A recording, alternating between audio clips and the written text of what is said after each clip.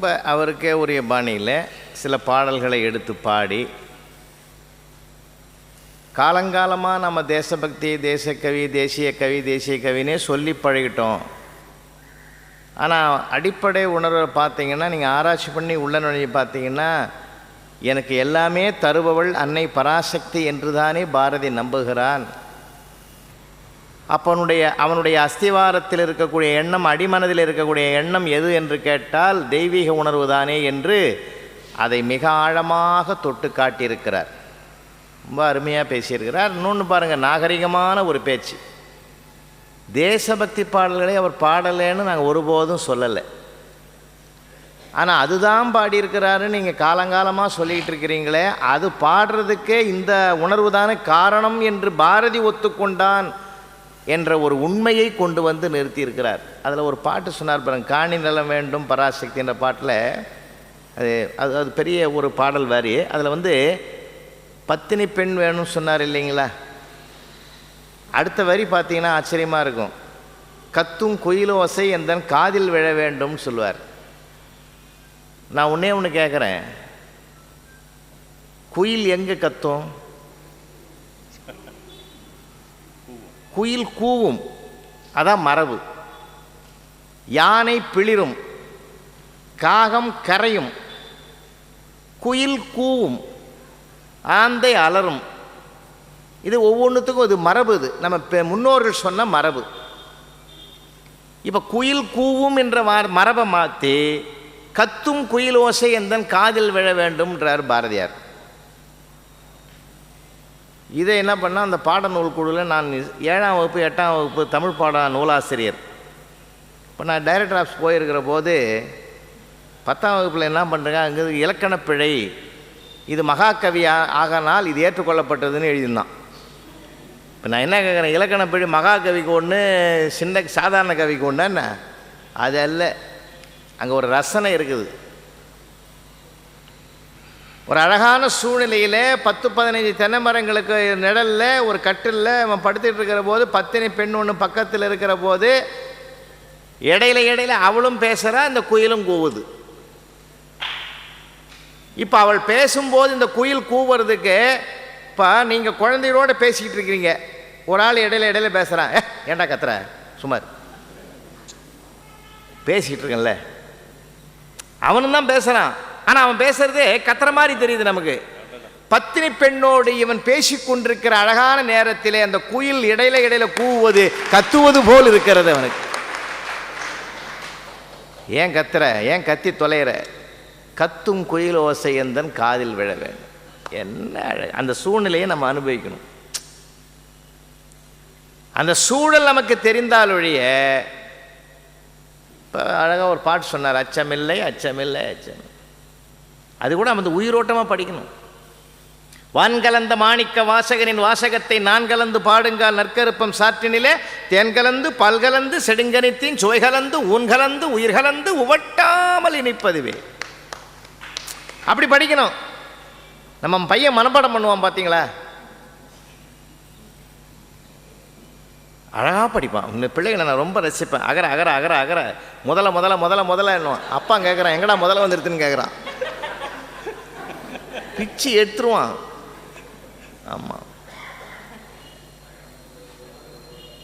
சில பேர் இதை படிப்பான், அச்சமில்லை அச்சமில்லை அச்சமில்லை அச்சமில்லை அச்சமில்லை அச்சமில்லை. அப்படி படிக்கக்கூடாது. பாரதியார் அவரை தற்கொலை பண்ணிக்குவார். உணர்ச்சி பிரவாகமாக எடுத்து, அச்சமில்லை அச்சமில்லை அச்சமென்பதில்லையே உச்சி மீது வான் இடிந்து வீழுகின்ற போதிலும் அச்சமில்லை அச்சமில்லை அச்சமென்பதில்லையே. பாண்டிச்சேரியில் கொண்டு போய் இவரை தங்க வச்சிருந்தாங்க. பாரதியாருக்கு அரஸ்வான்ட்டு வருதுன்னு சொல்லிட்டு நண்பர்கள்லாம் கொண்டு போய் பாண்டிச்சேரியில் அங்கே இருந்தேன்னா உனக்கு ஆபத்து இல்லைன்னு கொண்டு போய் வச்சுருந்தாங்க. மழை பெய்யுது, மழையிலே நனைஞ்சிக்கிட்டு இவர் பாடிக்கிட்டே கடலூருக்கு வந்துட்டார். இந்த பாட்டு தான் அரெஸ்ட் பண்ணிட்டான்.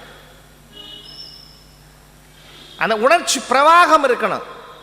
தமிழை தமிழாக அனுபவிக்கணும். ஏன்னா நம்ம ஊடகங்களுக்கு உள்ளே பார்க்குற தமிழ் வேற. தமிழை ரொம்ப அனுபவிக்கணும்னு ஆசைப்பட்றவன் நான். நம்ம மொழியில் இடத்துல ஏராளமாக இருக்குதுங்க.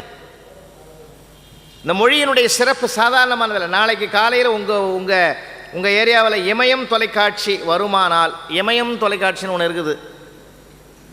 அது 9 மணிக்கு 9லேருந்து 9:30 வரைக்கும் நான் அரை மணி நேரம் பேசுகிறேன். உங்கள் வீட்டில் தெரியும்னா வாய்ப்பு இருந்தால் பாருங்கள். இந்த தமிழ் என்னென்னலாம் பண்ணுதுன்னு இதெல்லாம் ஒரு அரை மணி நேரம் பேசியிருக்கேன். ரொம்ப அழகான ஒரு மொழி. நம்ம பேச மறந்துட்டோம். அதான் ஒன்று நான் அடிக்கடி சொல்கிறது உண்டு. உலகத்திலேயே ஆண்டவனுக்கு அடுத்த ஒரு அழகான சொல் ஒன்று உண்டு என்றால் அது அம்மா என்ற ஒரு சொல் தான். நான் நிறைய இடத்துல சொல்கிறது உண்டு. பொருள் பொதிந்த சொல்லது. தாய் என்பதை விட ஒரு உறுதி வாய்ந்த ஒரு சொல் அம்மா என்பது. ஆ என்ற உயிரை கருவிலே வாங்கி இம் என்ற மெய்யை, மெய்னா உடம்பு, இம் என்ற உடம்பை அதற்கு தந்து மா உயிரும் உடம்புமாக வெளியிலே தருபவள் அவள் என்பதனால் அம்மா என்று அழகா. அதில் இன்னும் ஒரு அழகு இருக்கு. ஆ என்ற உயிரை கருவிலே வாங்கி, அதான் முதல் எழுத்து. ஒரு முதலான உயிரை கருவிலே வாங்கியவள்.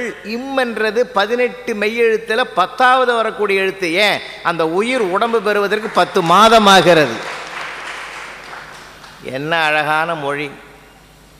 இந்த அம்மா என்ற சொல்ல குழி தோண்டி புதைச்சிட்டு குழிக்குள்ளே இருக்கிற மம்மியை நம்ம கொண்டாந்துட்டோம். அதான உண்மை. பாரதியார் எவ்வளோ வருத்தப்படுவார்.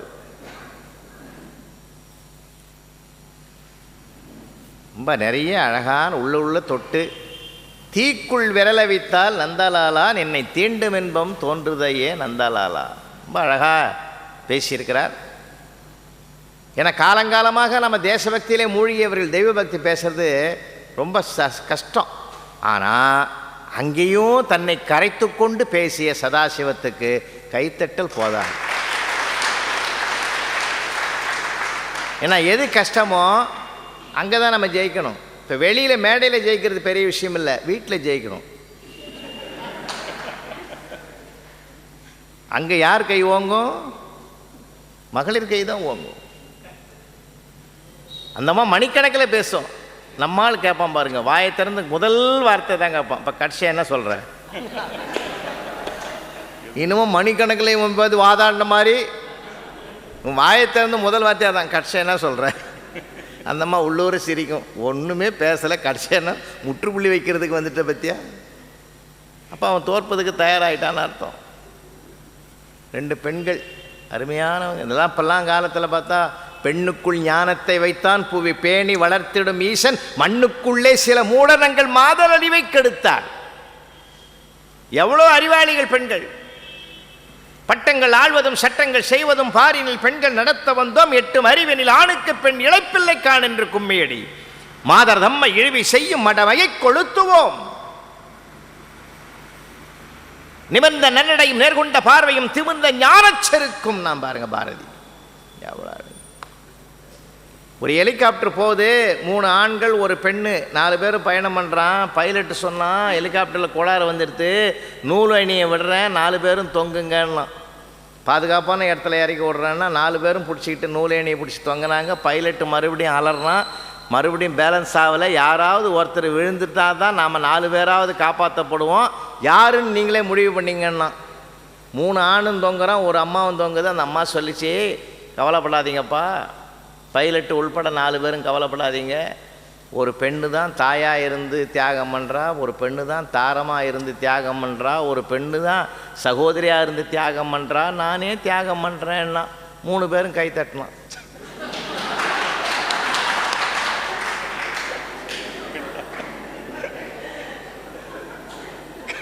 பைலட் எட்டி பார்த்து சொன்னான், அம்மா புண்ணியவதி, நீ பாரதத்துக்கு ரொம்ப தேவை, சுலபமாக செஞ்சு காரியத்தை முடிச்சிட்டியம்மா. மகா கெட்டிக்கார பிள்ளைங்க இந்த 2ம், சாதாரணமான இல்லைங்க. எனக்கு ரொம்ப ஆச்சரியம். 2 பேரும் ட்ரெயினில் ஒன்றா வராங்க, மேடையில் மட்டும் தனியாகிறாங்க. வாங்கம்மா, சதாசிவன் உண்மையை சொல்லியிருக்கிறாருன்னு சொல்லியிருக்காருமா.